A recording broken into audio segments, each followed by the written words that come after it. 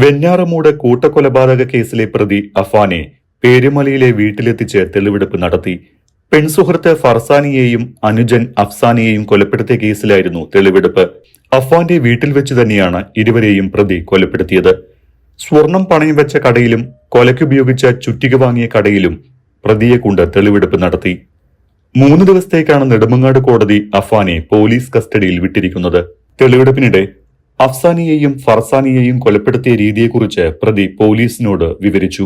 അതേസമയം കൂട്ടക്കൊലപാതക കേസിൽ ഇരകളെ തലക്കടിച്ച് കൊലപ്പെടുത്താൻ പ്രചോദനമായത് സുഹൃത്തിന്റെ അപകട മരണമാണ് എന്നാണ് അഫാൻ കഴിഞ്ഞ ദിവസം പോലീസിന് നൽകിയിരിക്കുന്ന മൊഴി. അഫാന്റെ സുഹൃത്ത് ബൈക്ക് അപകടത്തിൽ തല മരത്തിലിടിച്ചാണ് മരിച്ചത്. തലയ്ക്ക് പരിക്കേറ്റാൽ മരിക്കുമെന്ന് മനസ്സിലായതോടെയാണ് ഈ പദ്ധതിയിട്ട് എല്ലാവരെയും തലക്കടിച്ച് കൊലപ്പെടുത്തിയത് എന്നും അഫാൻ കഴിഞ്ഞ ദിവസം പോലീസിനോട് പറഞ്ഞു.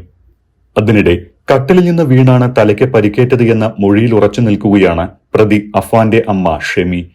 വെഞ്ഞാറമൂട് SHO RP അനൂപ് കൃഷ്ണയുടെ നേതൃത്വത്തിൽ കഴിഞ്ഞ ദിവസം ഷെമിയുടെ മൊഴിയെടുത്തിരുന്നു. ഷെമിയെ പാർപ്പിച്ചിരിക്കുന്ന പ്രത്യേക സംരക്ഷണ കേന്ദ്രത്തിലെത്തിയ പോലീസ് ഷെമിയോട് തലയ്ക്ക് പരിക്കേറ്റത് എങ്ങനെയാണെന്ന് ചോദിച്ചിരുന്നു. കട്ടിലിൽ നിന്ന് വീണാണ് പരിക്കേറ്റത് എന്നായിരുന്നു ഷെമിയുടെ മറുപടി. കട്ടിലിൽ നിന്ന് വീണാൽ ഇത്രയും വലിയ പരിക്കേൽക്കില്ലല്ലോ എന്ന ചോദ്യത്തിന് ആദ്യം വീണതിന് ശേഷം എഴുന്നേൽക്കാൻ ശ്രമിക്കുമ്പോൾ വീണ്ടും വീണ് പരിക്കേറ്റുവെന്നായിരുന്നു ഷെമി മറുപടി നൽകിയത്. സംഭവ ദിവസം രാവിലെ നടന്ന കാര്യങ്ങൾ ഓർക്കുന്നുണ്ടോ എന്ന് ചോദിച്ചപ്പോൾ വിഷയം മാറ്റിയ ഷെമി വിശക്കുന്നു, ശരീരം തളരുന്നു എന്നെല്ലാം പറഞ്ഞ് ഒഴിഞ്ഞു മാറുകയായിരുന്നു.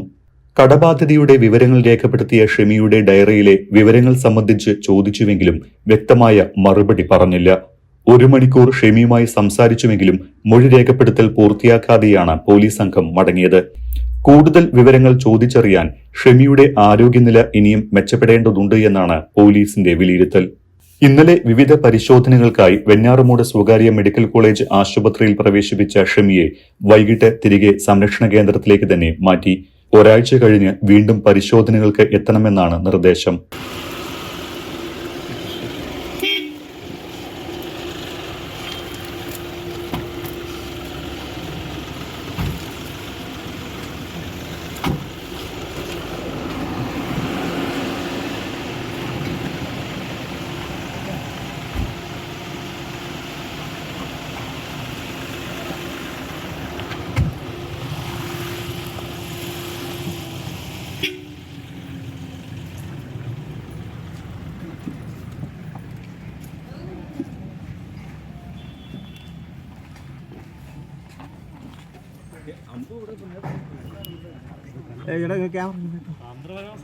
ക്യാമറ